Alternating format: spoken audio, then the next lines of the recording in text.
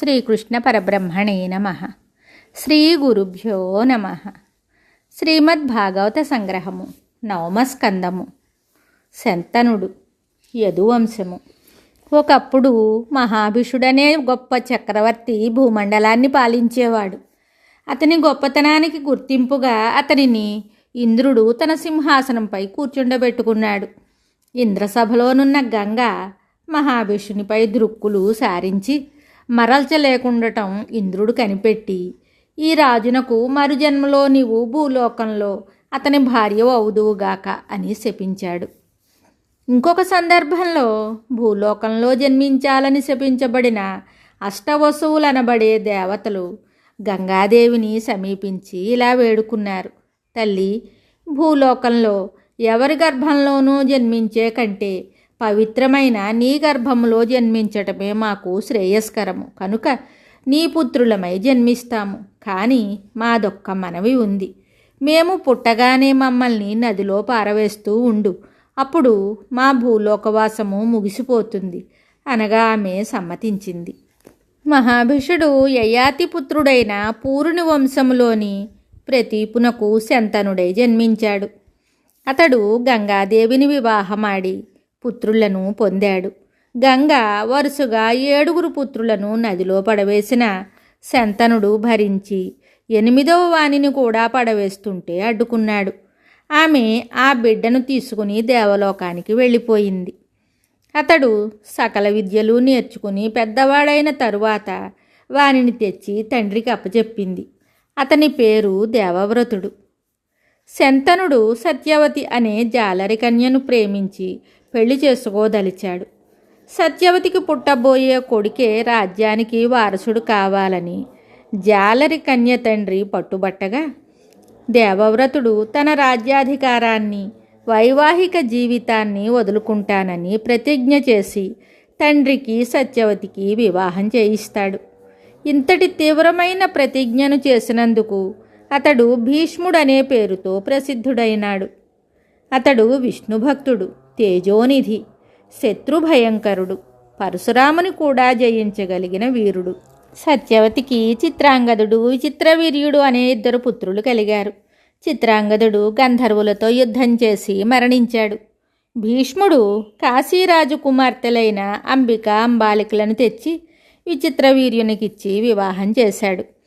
విచిత్రవీర్యుడు అంబిక, అంబాలికలతో చాలా కాలం కాపురం చేసిన తరువాత సంతానం లేకుండా చనిపోయాడు. చంద్రవంశం అంతరించిపోకుండా సత్యవతి ఒక మార్గాంతరం ఆలోచించింది.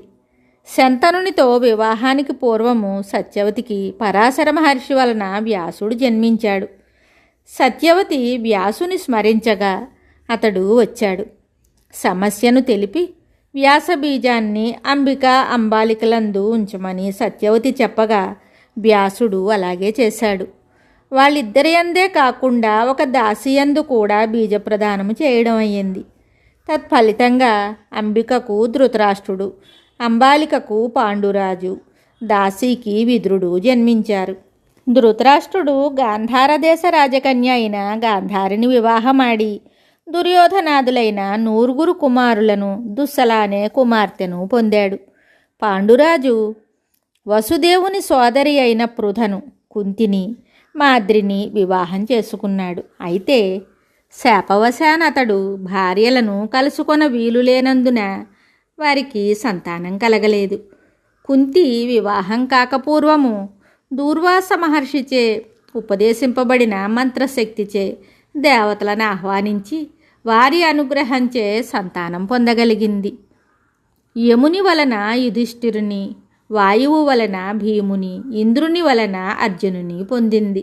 అలాగే మాద్రి కూడా ఆ మంత్రశక్తి చేతనే అశ్విని దేవతలను ఆహ్వానించి నకుల సహదేవులను పొందింది. పంచపాండవులనబడే ఈ 5 ద్రుపదరాజపుత్రిక అయిన ద్రౌపదిని వివాహమాడి ఉపపాండవులనబడే 5 పుత్రులను పొందారు.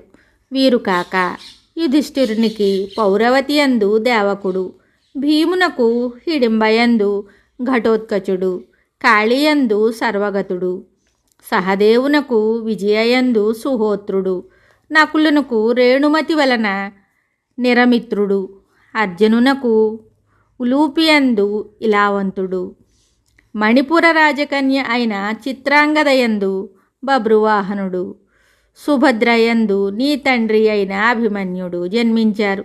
బభ్రువాహనుడు అర్జునుని అనుమతితో మాతామహుని గోత్రానికి వంశకర్త అయ్యాడు. అభిమన్యునకు ఉత్తర గర్భంలో నీవు జన్మించావు.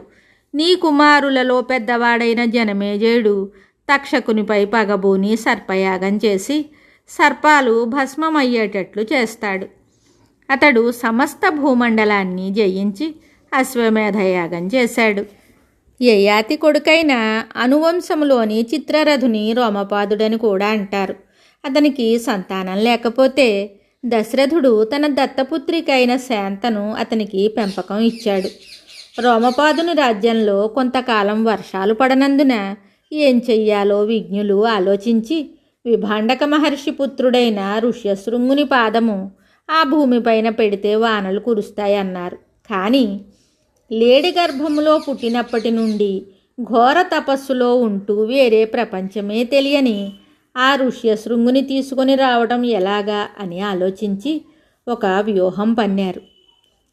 తల్లి సంపర్కము మానవ సంపర్కమైనా లేకుండా పెరిగిన ఆ యువకుని స్త్రీలచే లాలన పాలన వంచన ప్రేమాలాపనలు చేయించి ఆకర్షించి తీసుకుని రావచ్చునని తలపోసి నెరజాణలైన సుందరీమణులను అతని వద్దకు పంపించారు. ఆ కాంతలు హావభావ స్పర్శ చేష్టలతోనూ ఆటల పాటలతోనూ అతని ఇంద్రియాలను ఉత్తేజపరిచారు. వారు కూడా తన వంటి ఋషులే అనుకుని పసిబాలుని కంటే అమాయకుడైన ఆ ఋషి వారికి నమస్కరించాడు. నెరజాణలు నవ్వుకొని అతనిని ఇంకా అటపట్టించారు. మా ఆశ్రమానికి వెళుదాం పద అని అతనిని తీసుకొని పోయి రోమపాదునకు అప్పజెప్పారు. రాజు మిక్కిలి సంతోషించి తన దత్తపుత్రిక అయిన శాంతను అతనికిచ్చి వివాహం చేశాడు. దేశం సస్యశ్యామలం అయ్యింది. ఋష్యశృంగుడు మా అమ్మగారి చేతను దశరథుని చేతను కూడా ఇంద్రయాగాది యాగాలను చేయించాడు. యదువంశము. యయాతిపుత్రుడైన యదువు యొక్క వంశములో దేవమీఢుని కుమారుడు సూరసేనుడు. సూరసేనుని యొక్క 10 మంది పుత్రులలో వసుదేవుడు పెద్దవాడు. అతడు పుట్టినప్పుడే దేవదుందుబులు మ్రోగాయి. ఈ పుణ్యాత్మునకే శ్రీహరి పుట్టనున్నాడని దేవతలు సంతసించారు. అందుకే వసుదేవుని ఆనకదుందుభి అని అనేవారు. సూర్యుడు తన మిత్రుడైన కుంతిభోజునకు సంతానం లేనందున తన కూతురైన పృథను అతనికి పెంపకం ఇచ్చాడు. అందుకే ఆమె కుంతి అనబడింది. కుంతిభోజుని ఇంటికి అతిథిగా వచ్చిన దూర్వాస మహర్షికి కుంతిబాల అతి శ్రద్ధాభక్తులతో సేవ చేసింది. ఋషి సంతసించి దేవతలను ఆహ్వానించే మంత్రవిద్యను ఆమెకు నేర్పాడు.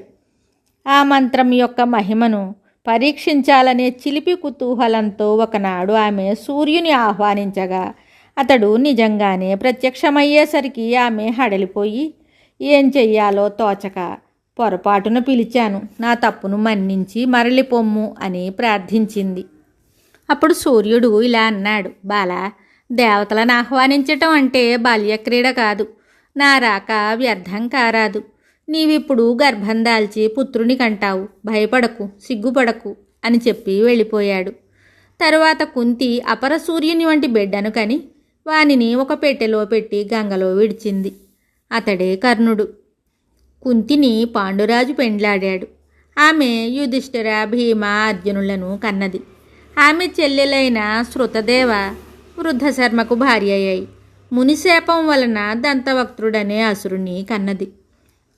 శృతకీర్తి దుష్టకేతునకు భార్య అయి 5 పుత్రులను కన్నది. రాజ్యాధిదేవి జయత్సేనుని పెండ్లాడి వింద అనువిందులను కన్నది. శృతస్రవ దమఘోషుని పెండ్లాడి శిశుపాలుని కన్నది.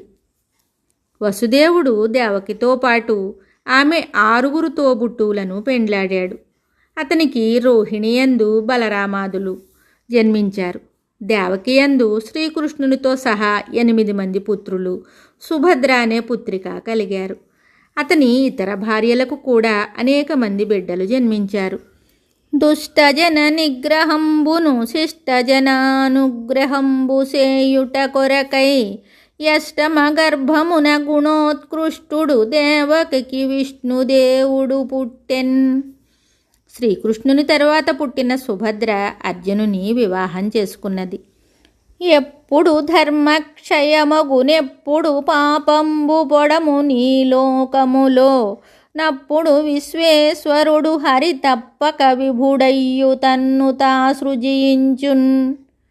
తన మాయలేక పరునకు ఘనునకు నీశ్వరునకాత్మకర్తకు హరికిన్ జననములకు కర్మములకును మనుజేశ్వర కారణంబు మరియున్ కలదే. ఓ రాజా, పరాత్పరుడు, ఈశ్వరుడు, ఆత్మస్వరూపుడు అయిన శ్రీహరి తన మాయ చేతనే జన్మకర్మలను పరిగ్రహిస్తాడు.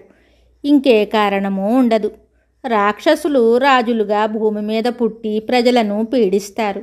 వాళ్లను శాసించడానికి శ్రీహరి సంకర్షణునితో సహా జన్మించి ఆశ్చర్యకరమైనట్టి కార్యాలను చేసి మానవుల అజ్ఞానాన్ని, దుఃఖాన్ని తొలగించి పరిశుద్ధమైన కీర్తులతో ప్రకాశిస్తుంటాడు. ఆ స్వామి వసుదేవుని ఇంట పుట్టి వ్రేపల్లెలో పెరిగి భారత యుద్ధములో భూభారాన్ని తగ్గించి అర్జునునకు, ఉద్ధవునకు తత్వజ్ఞానాన్నిచ్చి అవతారాన్ని చాలించాడు. మంగళకరమైన శ్రీహరి కీర్తి గంగామృతం వంటిది. వీణుల విందుగా దీనిని ఆస్వాదిస్తే సమస్త బంధనాలు తొలగిపోతాయి. నవమస్కంధము సంపూర్ణము. ఓం శ్రీకృష్ణ పరబ్రహ్మణే నమః. శుభం.